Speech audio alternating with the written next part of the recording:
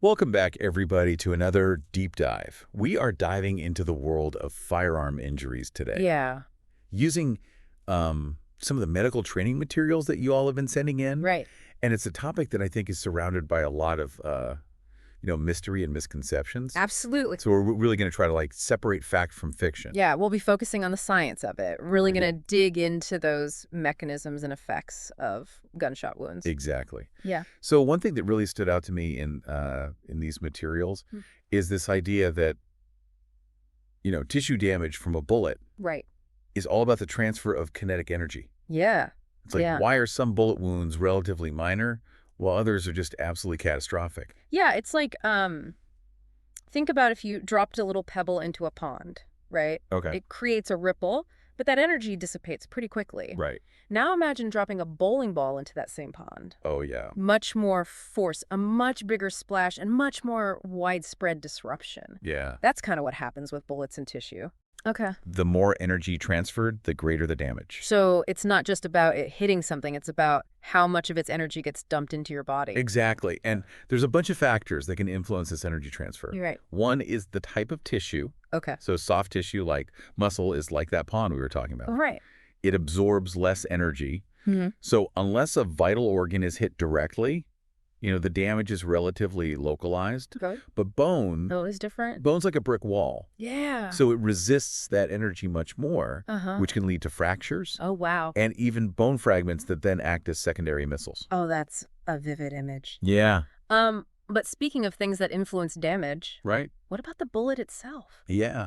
I was surprised to learn how much science goes into bullet design. Absolutely. Some bullets are designed for maximum energy transfer. Right. Like those hollow point bullets you see in movies? They expand or fragment on impact, which creates a wider wound channel Oh, wow. and transfers more of that energy, which, makes them more effective at stopping whatever they hit. So it's like the difference between getting poked with a needle versus hit with a hammer. That's a great analogy. Yeah. And then there's velocity, Okay. the speed at which the bullet travels. Right. So a handgun bullet, for example, has much lower velocity than, say, a rifle bullet. And I'm guessing that makes a big difference in the type of wound you get. You bet. Okay. A low-velocity bullet might create a more localized injury like that needle poke we talked about. Right. But a high-velocity rifle bullet Yeah. can cause what's called a cavitation effect. Cavitation effect. That sounds intense. It is. Okay. Imagine that high-speed bullet, like a speedboat, zipping through water. Okay. It creates this temporary cavity that stretches and tears surrounding tissues even beyond the bullet's actual path. Oh, wow. It's kind of like that ripple effect we talked about with the pond, but much more violent and damaging. Okay, so energy transfer depends on the tissue hit the bullet design and its velocity. Right. But there's another factor we need to talk about, right? Yeah. The type of firearm itself. Mm-hmm. You sent me over some info on shotguns and rifles. Right. And Yeah. man, their wounds are very different beasts. They are. It's like comparing a spray of paint to a laser pointer. Totally. Yeah. Yeah, a shotgun with its smooth bore, Okay. meaning there's no grooves inside the barrel. Right. It can fire multiple pellets or a single slug. Uh-huh. And the injuries can be really complex Okay. because you've got the pellets themselves, but you might also have soot gunpowder, Oh, wow. even bits of the shell casing potentially ending up in the wound. It's almost like a shotgun blast delivers a package deal of damage. It does. And the pellet spread also comes into play, right? Right.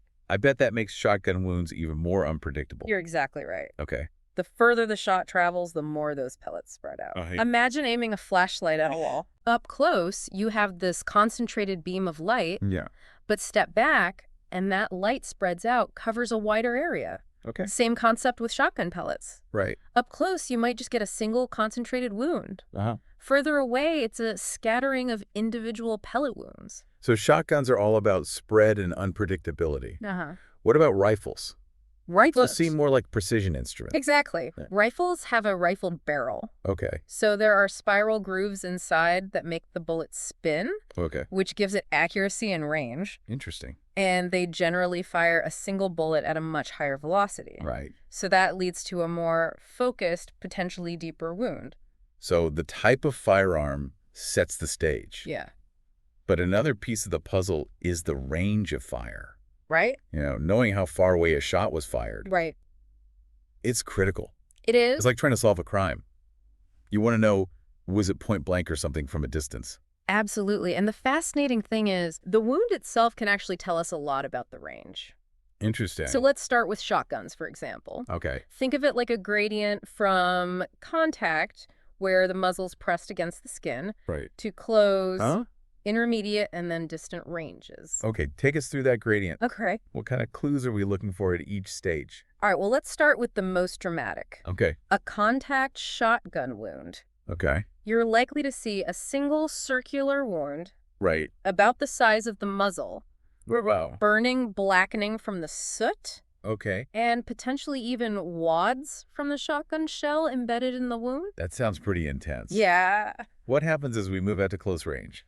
So at close range, the muzzle is just a few inches away. Okay. You still get burning and blackening, but you also start to see something called powder tattooing. Oh, yeah. I remember reading about this. Yeah, These are tiny gunpowder particles. right, embedded in the skin, creating this stippling pattern around the wound. So it's like a fingerprint. It is like a fingerprint of the blast. I'm picturing it. Good. What about when we get to intermediate range? So at intermediate range, we're talking roughly 6 inches to 6 feet. Yep. That burning and blackening fade away, Okay. and the powder tattooing becomes less prominent. Right. You might also see what are called rat hole wound edges, Okay. where the pellets tear through the skin, Okay. creating these jagged, irregular edges. Interesting. And here's a fun fact. Okay. The wad from the shotgun shell can actually leave a mark on the skin, Oh, wow. even at a distance of up to 5 meters. Wow. That's a long distance bruise. It is. Okay. And finally, what do distant range shotgun wounds look like? At that distance, you lose all those close range effects. Okay. No more burning, blackening, or powder tattooing. Right. You're just left with the pellet wounds scattered over a wider area because of that spread we talked about. So it's like those pellets are telling a story, They are. just by the pattern they leave behind. Exactly. Okay, now rifle wounds follow a similar pattern, They do. but there are some key differences. Right. Again, we have contact, Okay. close, Yeah. intermediate distant, Right. and extreme distance categories. Okay, hit me with the rifle range rundown. All right, so contact rifle wounds are similar to shotgun wounds. Okay. You might see a muzzle imprint burning, blackening the whole 9 yards. Right. But what often appears with rifle wounds, even at close range, is what's called an abrasion collar. I remember reading about that. It's like a ring of scraped skin around the entry wound, right? Right. Wait. It's caused by the bullet basically scraping away a bit of skin as it enters. Okay. You might also see burning redness from increased blood flow, Okay. and potentially powder tattooing and fouling at close range. So lots of microscopic souvenirs from the bullet's journey. Yeah, fouling is like tiny metal fragments from the bullet embedded in the skin. Okay, so as we move to intermediate and distant ranges, Yeah. what changes? As you move further away, you lose that burning, blackening, and tattooing, Right. but that abrasion collar usually stays. Oh, interesting. You might also see something called a grease ring, Oh, yeah. which is a dark ring inside the abrasion collar, Oh, okay. and it's caused by heat and dirt that's carried on the bullet. So even at a distance, that bullet leaves behind its calling card. It does. Now, extreme distance is where things get really interesting. Yeah. Okay. The bullet's velocity starts to drop off significantly, and it can become unstable. Okay. It might wobble or even tumble end over end. Oh, wow. So instead of a neat round entry wound, you might get something that looks more like a long, irregular laceration. So it's almost like the bullet is doing a drunken stumble by the time it hits. Exactly. I think I need a minute to process all this. Yeah, it's a lot. We've covered a lot of ground. Yeah. From energy transfer and bullet types to how wound patterns change with distance. It's amazing how much information is packed into a single gunshot wound. It is. But we're not done yet, are we? Nope, we're just getting started. There's still one big distinction we need to cover. Right. Entry wounds versus exit wounds. Exactly. Right. Yeah. Okay, so we're back Yeah. and ready to tackle the difference between entry and exit wounds. Right. And I'm guessing it's not always as simple as hole in hole outright. You're right. It's not always straightforward. Yeah. Distinguishing between the two is really crucial in forensic investigations. Okay, so what are we looking for? What are the telltale signs Right. that can help us differentiate? So generally, entry wounds tend to be smaller and more regular in shape, Okay. often round or oval. Uh-huh. They usually have that abrasion collar we talked about earlier, Right. where the bullet scrapes the skin as it enters. Right. And depending on the range, Yeah. you might also see burning soot powder tattooing, Uh-huh. or even a muzzle imprint if the gun was pressed against the skin. So entry wounds often have more extras Right. because the bullet is carrying all that stuff with it Exactly. as it enters the body. Now, exit wounds, on the other hand, Okay. tend to be larger and more irregular, Yep. sometimes even star-shaped. Oh, wow. And they often lack an abrasion collar because the bullet's no longer scraping against the skin as it exits. Right, but there are exceptions to every rule, right? Yeah. What about those short exit wounds we touched on earlier? Ah, yes, short exits. Those Huh. can be tricky. Okay. Imagine someone shot while wearing tight clothing, Okay. or they're pressed up against a wall or the floor when the bullet exits. Yeah. That contact with a firm surface can actually support the skin Okay. and alter the appearance of the exit wound. Oh, so it kind of makes it look like an entry wound. Exactly. Interesting. Yeah, and here's another thing that can throw investigators off. What's that? The absence of an exit wound. Really? Just because you don't see an exit wound Yeah. doesn't necessarily mean the bullet's still inside the body. So where else could it have gone? Sometimes a bullet can fragment inside the body, especially if it hits bone. Right. Think of it like a rock hitting a windshield. Yeah. It can shatter into multiple pieces. Oh, wow. Or the bullet might ricochet off a bone Oh, geez. and take this crazy, unpredictable path through the body. So it's not always a simple in and out scenario. Nope. Bullets can take detours, break apart, They can. and leave investigators scratching their heads. It's like a high-stakes game of billiards inside the body, Okay, well, speaking of wild, right? we talked about how range of fire can drastically change wound characteristics. Right. Do investigators actually use that information They do. to reconstruct crime scenes? Yeah. It sounds almost like magic. I know, right? But I guess it's more like good science. It is good science. Yeah. So let's say we walk into a crime scene Okay. and there's a victim with a gunshot wound to the chest. Right. The first thing we want to know is what type of firearm was used. Right, because that helps narrow down the possibilities. Exactly. Is it a single round wound? That might suggest a handgun or a rifle. Right. Or are there multiple pellet wounds scattered around a central area? Right. That's a telltale sign of a shotgun. So the wound pattern itself gives us our first clue. It does. Okay. And then we can zoom in even further Okay. and look for those finer details. Right. The abrasion collar, burning powder tattooing. Right. Those are our range indicators. Right. A contact wound will have the most burning and blackening. Mm-hmm. Close range will have that powder tattooing. Okay. And so on. So it's like those details are whispering the story of what happened. They are. Yeah. And once we have a good idea of the range of fire, Right. we can start to put together a more complete picture. Yeah. Was it a close range shooting or like a struggle or an execution? Right. Or was it a shot from a distance suggesting someone was trying to remain hidden? So it's like a puzzle It is. where the wound is this key piece Exactly. that helps us understand the bigger picture. And sometimes the puzzle pieces can fit together in unexpected ways. Okay. For example, let's say the wound track suggests the bullet entered at a weird angle. Okay. What would that tell us? Well, it might indicate that the victim was moving or struggling at the time of the shooting. Oh. Maybe they were trying to duck or shield themselves. Okay. Or it could suggest the shooter was in an unusual position, like firing from a moving vehicle Right. or an elevated location. So we have to think outside the box We do. and consider all the possibilities. Every detail matters. Yeah. And those seemingly small clues can make a huge difference in understanding what really happened. Right. And sometimes it's not just about what's present, Okay. but also what's absent. What do you mean by that? Well, think about internal damage. Okay.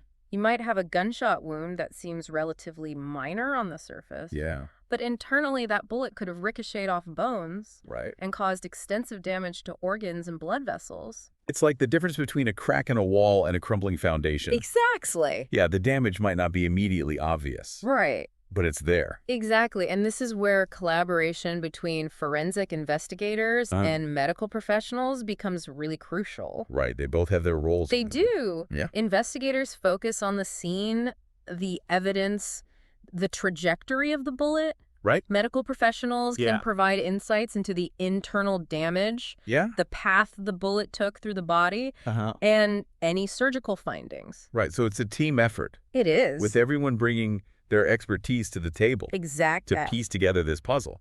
Teamwork is essential for getting the most accurate and complete picture Yeah. of what happened. Absolutely. Speaking of teamwork, Yeah. Let's not forget about one of the more unusual phenomena we came across in our research. Okay.